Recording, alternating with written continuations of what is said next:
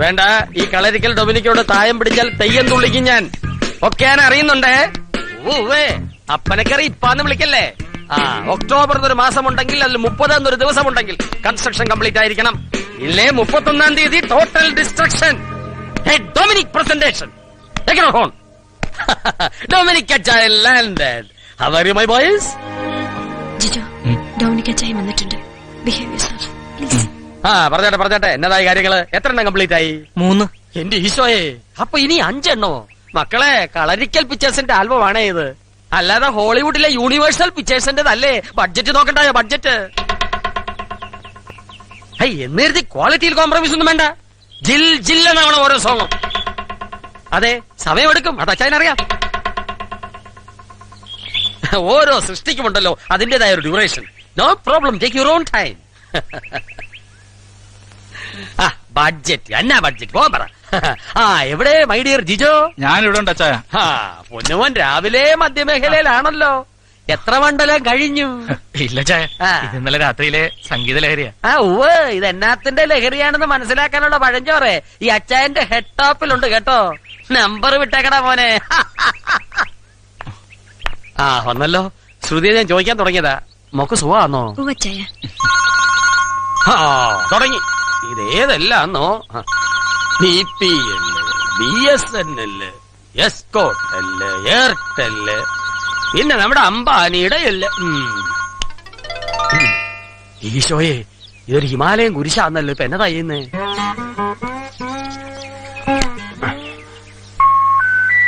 താങ്കൾ വിളിച്ച കളരിക്കൽ ഡൊമിനിക്ക് ഇപ്പോൾ കളരിക്ക് പുറത്താണ്, അല്ലെങ്കിൽ ആശാന്റെ നെഞ്ചത്താണ്. അതുമല്ലെങ്കിൽ പ്രതികരണശേഷി നഷ്ടപ്പെട്ടിരിക്കുന്നു. ദയവായി നാളെ ഉച്ച കഴിഞ്ഞ് വിളിക്കുക.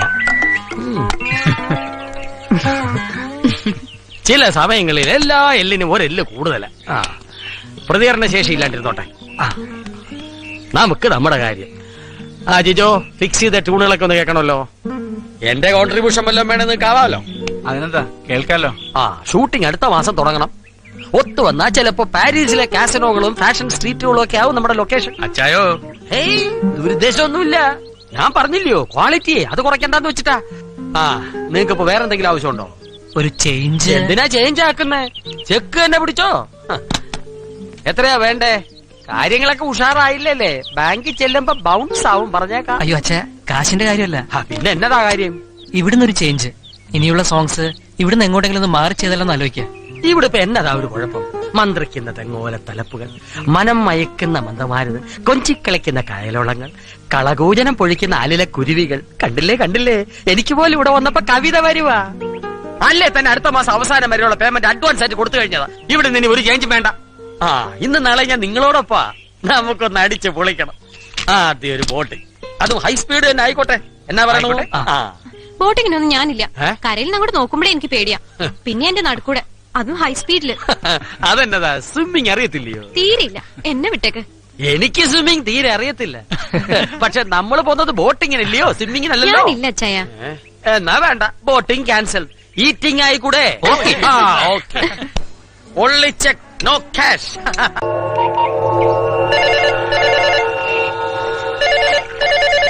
Yes, hello.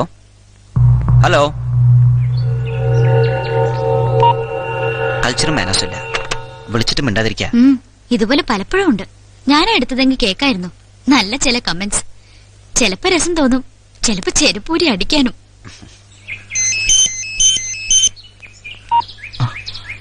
ഞാൻ പറഞ്ഞിട്ടില്ലേ ലാൻഡ് ഫോണിലേക്ക് വിളിക്കരുതെന്ന്. സെൽ ഓഫ് ചെയ്തിരിക്കല്ലേ, പിന്നെ പറയുന്നത് കേക്ക്. 2 ദിവസം, അത് കഴിഞ്ഞ സത്യായിട്ടും പോകും. എന്നിട്ട് മതി ഈ വിളിയും കാണലും ഒക്കെ.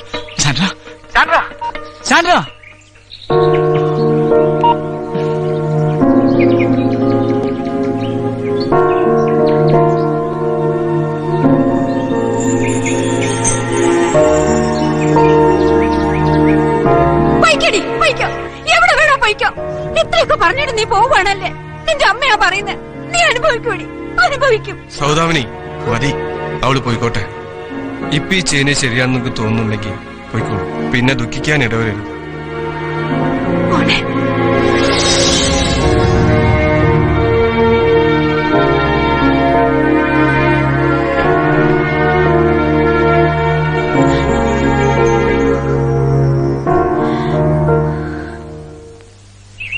സോണി അടങ്ങി നിൽക്ക്.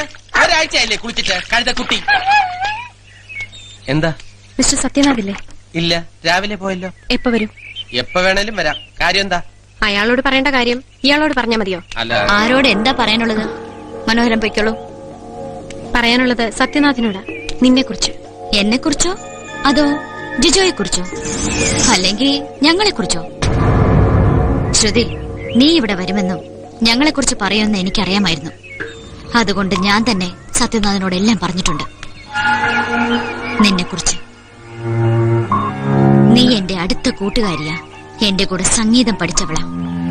ഇടയ്ക്കിടെ നിന്റെ മെന്റൽ ബാലൻസ് തെറ്റും.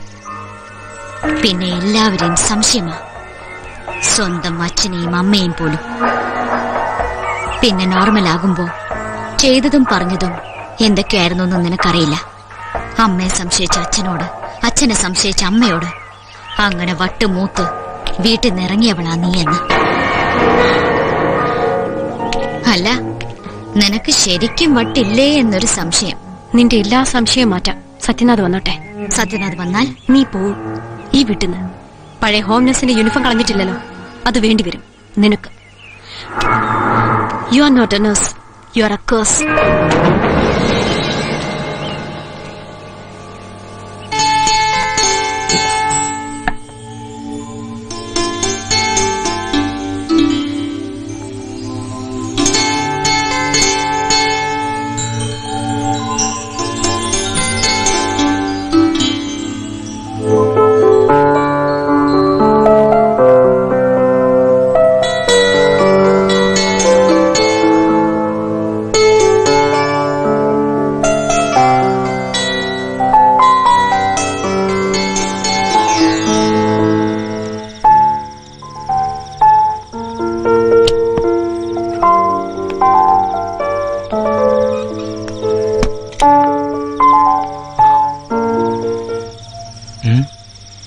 എന്താ ഈ നേരത്ത്?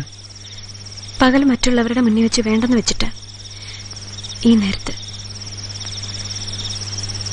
കഴിഞ്ഞ 3 ദിവസമായി ജിജു എന്നോട് ഒരു അക്ഷരം വേണ്ടിയിട്ടില്ല. എന്നെ കണ്ടതായി പോലും ഭാവിച്ചിട്ടില്ല. അതിനെന്തെങ്കിലും കാരണം കാണും. ഉവ്വ്, ഞാൻ സാന്ദ്രയെ കണ്ടത് അവള് പറഞ്ഞു കാണും.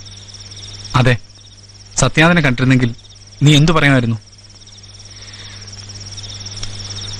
അയാൾ ഈ കാര്യം അറിഞ്ഞാൽ അവളെ ഇറക്കി വിടുമായിരിക്കും.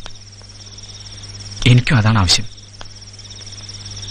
സാന്ദ്ര എന്റെ കൂടെ ജീവിക്കും.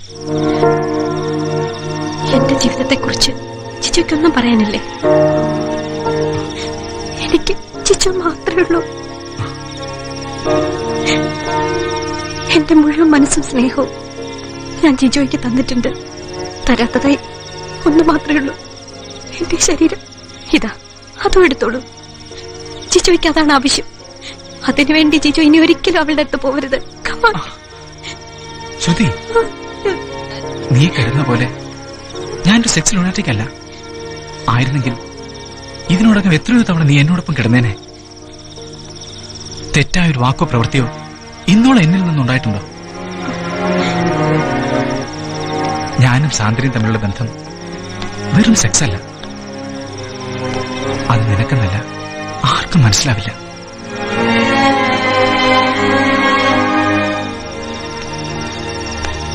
വാ, പോയി കിടന്നുറങ്ങ.